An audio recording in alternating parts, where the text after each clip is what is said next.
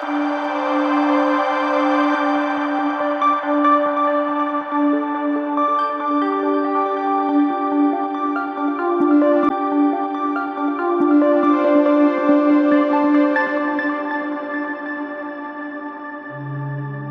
അതിപരിശുദ്ധ നാമം വാഴ്ത്തപ്പെടുമാറാകട്ടെ. വലിയ നോമ്പിൻ്റെ 18-ാം ദിവസത്തിലേക്ക് നാം പ്രവേശിച്ചിരിക്കുകയാണല്ലോ. നോമ്പുകാലം ക്രൂശിനെ ധ്യാനിക്കുന്ന ഒരു കാലഘട്ടമാണ്. നമ്മെ തന്നെ ദൈവത്തോടടുപ്പിക്കുന്ന ഒരു അവസരം. ഇന്നത്തെ ആധാരമായിരിക്കുന്ന ചിന്താവിഷയം, നല്ല ഇടയൻ തൻ്റെ ജീവനെ കൊടുക്കുന്നു. The good shepherd Lay's down his life എന്നുള്ളതാണ്. അതിനായി തെരഞ്ഞെടുത്തിരിക്കുന്ന വേദഭാഗം വിശുദ്ധ യോഹന്നാൻ എഴുതിയ സുവിശേഷം 10-ാം അധ്യായം 11 മുതൽ 18 വരെയുള്ള വാക്യങ്ങളാണ്. അതിൻ്റെ 11-ാമത്തെ വാക്യം ഇപ്രകാരമാണ്: ഞാൻ നല്ല ഇടയനാകുന്നു, നല്ല ഇടയൻ ആടുകൾക്ക് വേണ്ടി തൻ്റെ ജീവനെ കൊടുക്കുന്നു.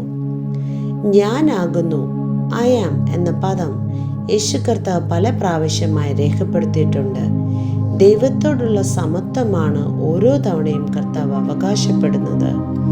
ഈ ഭാഗത്ത് കർത്താവ് തന്നെ ആടുകൾക്ക് വേണ്ടി തൻ്റെ ജീവനെ നൽകുന്ന ഒരു നല്ല ഇടയനായി അവതരിപ്പിക്കുകയാണ്. സാധാരണയായി ഇടയന് വേണ്ടി ആടുകളാണ് തൻ്റെ ജീവനെ നൽകേണ്ടത്. എന്നാൽ ഇടയനായ യേശു ക്രിസ്തു തൻ്റെ ജീവനെ ആട്ടിൻകൂട്ടത്തിന് വേണ്ടി നൽകുകയാണ്.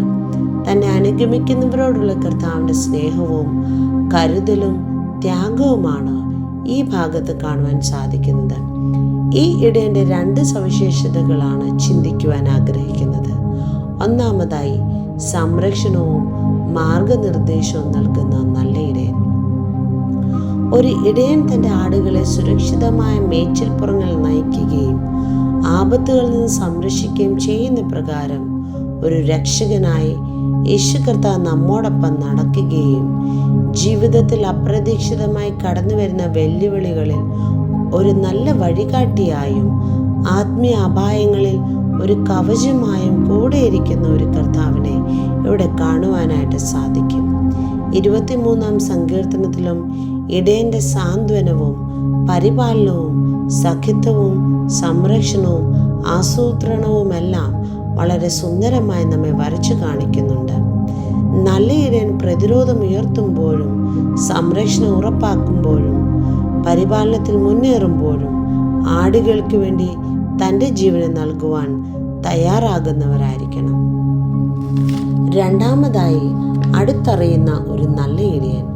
ഒരു നല്ല ഇടയൻ തൻ്റെ ആടുകളെ വ്യക്തിപരമായി അറിയും പ്രകാരം കർത്താവായ നമ്മുടെ ഇടയൻ നമ്മെയും നമ്മുടെ പ്രയാസങ്ങളെയും പ്രതീക്ഷകളെയും ഭയത്തെയും എല്ലാ അവസ്ഥകളെയും കണ്ടറിഞ്ഞ് കൂടെ നടക്കുന്ന ഒരിടയൻ്റെ സ്നേഹത്തെ കാണുവാനായിട്ട് സാധിക്കും. ഈ ഇടയൻ്റെ ശബ്ദത്തെ ഒന്ന് തിരിച്ചറിയുവാനും നമ്മുടെ ജീവിതത്തിൽ നിറവേറേണ്ട പദ്ധതികൾ വിശ്വസിപ്പാനും ഈ നോമ്പിൻ്റെ കാലയളവിൽ നമുക്ക് സാധിക്കണം. പിതാവിനെ അറിയുകയും തനിക്കുള്ളവ അറിയുകയും ചെയ്യുക എന്നതായിരുന്നു കർത്താവിൻ്റെ ആപ്തവാക്യം.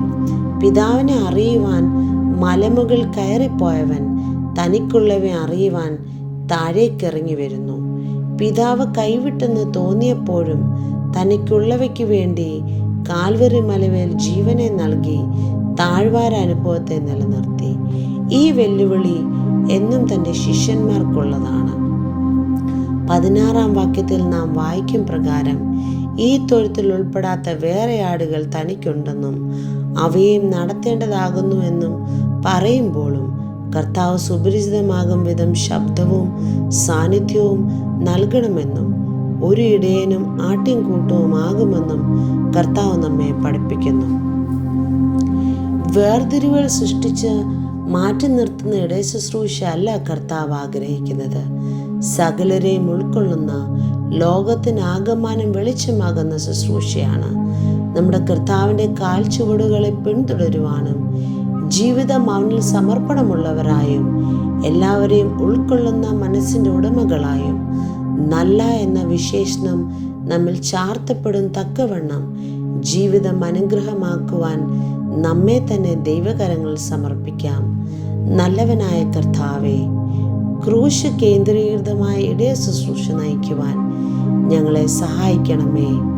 ആമേൻ.